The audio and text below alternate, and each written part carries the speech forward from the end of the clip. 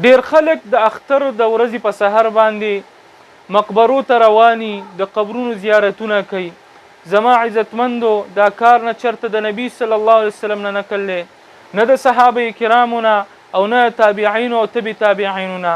یعنی په خیر القرون کې هغه پیړو کې چې هغه غوره پیړې دي په هغې کې چرته دا کار نه دی نکله. نو د دې دا کار کوله دا یو بدعت عمل دی، خلکو ځان نه جوړ کړی دی، دې نه ځان ساتل پکار دي.